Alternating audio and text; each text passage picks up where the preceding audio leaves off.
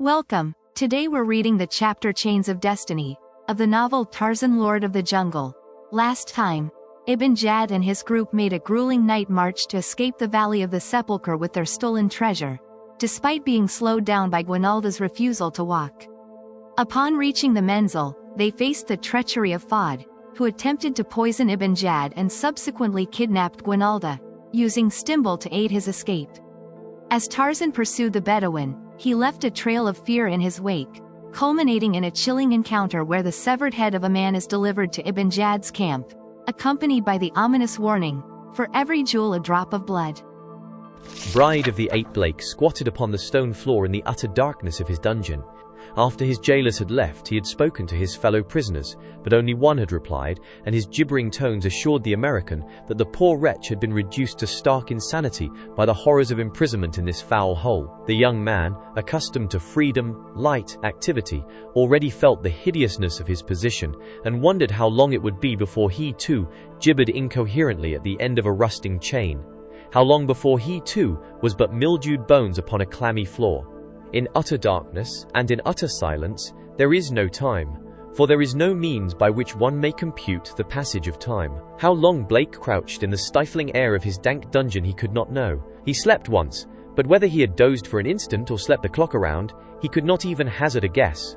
And of what moment was it? A second, a day, a year meant nothing here. There were only two things that could mean anything to Jim Blake now: freedom or death. He knew that it would not be long before he would welcome the latter. A sound disturbed the silence of the buried vault. Footsteps were approaching. Blake listened as they came nearer. Presently he discerned a flickering light that grew in intensity, until a pine torch illuminated the interior of his prison.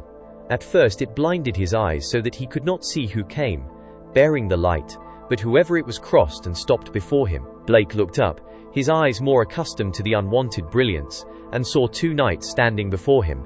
"It be he," said one. "Dost thou not know us, Sir Black Knight?" demanded the other. Blake looked at them closely. A slow smile lighted his face, as he saw a great bandage wrapped about the neck of the younger man. "I suppose," he said, "here is where I get mine." "Get thine? What meanest thou?" demanded the older man. "Well, you two certainly haven't come to pin any medals on me, Sir Wildred," said Blake with a wry smile. "Thou speakest in riddles?" said Wildred. "We have come to free thee, that the young king may not bring disgrace upon the Knights of the Sepulchre, by carrying out his wicked will with thee. Sir Guy and I heard that he would burn thee at the stake, and we said to one another that while blood flowed in our bodies, we would not let so valorous a knight be thus shamelessly wronged by any tyrant." As he spoke, Wildred stooped, and with a great rasp commenced filing upon the iron rivets that held the hinged anklet in place. "You are going to help me to escape," exclaimed Blake. "But suppose you are discovered? Will not the king punish you?" "We shall not be discovered," said Wildred, "though I would take that chance for so noble a sir knight as thee.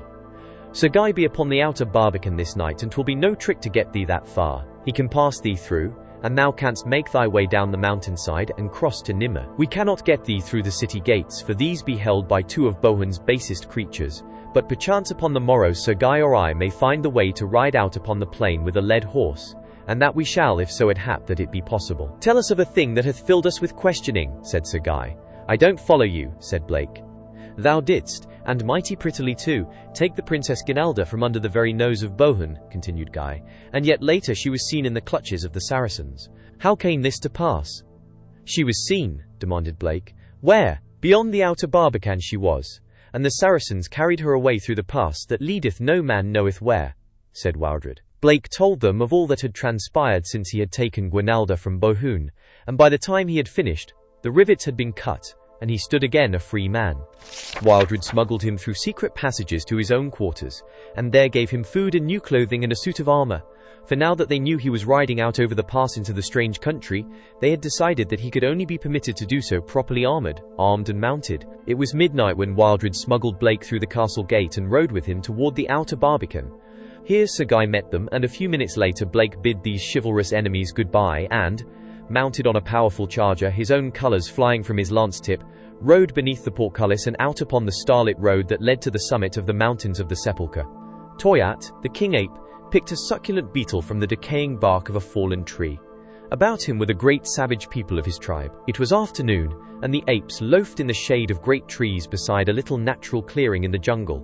They were content and at peace with all the world. Coming toward them were 3 people, but the wind blew from the apes toward the people, and so neither Toyat nor any of his fellows caught the scent spoor of the Tarmangani. The jungle trail was soft with damp mold, for it had rained the night before, and the feet of the 3 gave forth no sound that the apes heard. Then too the 3 were moving cautiously, for they had not eaten for 2 days, and they were hunting for food. There was a grey old man, emaciated by fever, tottering along with the aid of a broken tree branch. There was a wicked-eyed Bedouin carrying a long musket, and the third was a girl whose strange garments of splendid stuffs were torn and soiled. Her face was streaked with dirt, and was drawn and thin, yet still it was a face of almost heavenly beauty. She walked with an effort, and though she sometimes stumbled from weariness, never did she lose a certain regalness of carriage, nor lower the haughty elevation of her well-moulded chin. The Bedouin was in the lead. It was he who first sighted a young ape playing at the edge of the clearing, farthest from the great bulls of the tribe of Toyat. Here was food. The Bedouin raised his ancient weapon, and took aim. He pressed the trigger, and the ensuing roar mingled with the scream of pain and terror that burst from the wounded Balu. Instantly, the great bulls leaped to action. Would they flee the feared and hated thunderstick of the Tarmangani, or would they avenge the hurting of the Balu? Who might know? Today they might do the one, tomorrow, under identical circumstances, the other. Today they chose vengeance. Led by Toyat, growling hideously, the bulls lumbered forward to investigate. It was this sight that met the horrified gaze of the 3, as they followed up Fard's shot, to learn if at last they were to eat, or if they must plod on hopelessly, weakened by the hunger gnawing at their vitals. Fahad and Stimbol turned and bolted back down the trail, the Arab, in his cowardly haste, pushing Ginalda to one side and hurling her to the ground. The leading bull, seeing the girl, leaped upon her, and was about to sink his teeth into her neck when Toyat seized him and dragged him from her, for Toyat had recognized her for what she was. The king ape had once seen another Tarmangani she, and had decided that he would like to have one as a wife. The other ape, a huge bull, seeing that Toyat wanted the prey and angered by the bullying manner of the king, immediately decided to contest Toyat's right to what he had first claimed. Baring his fangs, he advanced menacingly toward Toyat, who had dragged the girl back into the clearing. Toyat snarled back at him. "Go away," said Toyat. "This is Toyat's she." "It is Goyad's," replied the other, advancing. Toyat turned back. "I kill!" he screamed. Goyad came on, and suddenly Toyat seized Ginalda in his hairy arms and fled into the jungle. Behind him, bellowing and screaming, pursued Goyad. The Princess Ginalda, wide-eyed with horror, fought to free herself from the hideous, hairy creature that was bearing her off. She had never seen nor even heard of such a thing as a great ape, and she thought them now some hideous, low inhabitant of that outer world that she had always been taught consisted of encircling armies of Saracens, and beyond and at a great distance, a wonderful country known as England.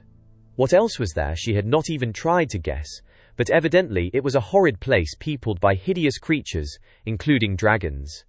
Toyat had run no great distance when he realized that he could not escape while burdened with the she, and as he had no mind to give her up, he turned suddenly and faced the roaring Goyad. Goyad did not stop. He came on frothing at the mouth, bristling, snarling, a picture of bestial savagery, power, and frenzied rage. Toyat, relinquishing his hold upon the girl, advanced to meet the charge of his rebellious subject, while Ginalda, weakened by unaccustomed exertion and lack of nourishment, appalled by the hideous circumstances of her plight, sank panting to the ground. Toyat and Goyad, immersed in the prospect of battle, were oblivious to all else. Could Ginalda have taken advantage of this temporary forgetfulness of her, she might have escaped, but she was too stunned, too exhausted to take advantage of her opportunity. Spellbound, fascinated by the horror of it, she watched these terrifying primordial man-beasts preparing to do battle for possession of her. Nor was Ginalda the sole witness of these savage preliminaries. From the concealment of a low bush behind which he lay, another watched the scene with steady, interested eyes. Absorbed by their own passion, neither Toyat nor Goyad noted the occasional movement of the outer leaves of the bush behind which this other watcher lay, a movement imparted by the body of the watcher with each breath and with each slightest change of position. Perhaps the watcher discovered no sporting interest in the impending duel, for just as the 2 apes were about to engage, he arose and stepped into the open, a great black-maned lion, whose yellow coat gleamed golden in the sunlight. Toyat saw him first, and with a growl of rage turned and fled, leaving his adversary and their prize to whatever fate Providence might hold in store for them. Goyad, thinking his rival had abandoned the field through fear of him, beat loudly upon his breast and roared forth the victory cry of the bull ape. Then, swaggering as became a victor and a champion, he turned to claim the prize. Between himself and the girl he saw the lion standing, gazing with serious mien straight into his eyes. Goliath halted. Who would not have? The lion was within springing distance, but he was not crouched. Goliath backed away, snarling, and when the lion made no move to follow, the great ape suddenly turned and lumbered off into the jungle, casting many a backward glance in the direction of the great cat, until intervening foliage shut him from his view. Then the lion turned toward the girl. Poor little princess. Hopeless, resigned, she lay upon the ground staring wide-eyed at this new engine of torture and destruction. The king of beasts surveyed her for a moment and then walked toward her. Ginalda clasped her hands and prayed not for life, for hope of that she had long since resigned, but for death, speedy and painless. The tawny beast came close. Ginalda closed her eyes to shut out the fearsome sight. She felt hot breath upon her cheek, its fetid odor assailed her nostrils. The lion sniffed about her. God, why did he not end it? Tortured nerves could endure no more, and Ginalda swooned. Merciful surcease of her suffering. Did you enjoy today's chapter of Tarzan, Lord of the Jungle? Why not subscribe and ring the bell?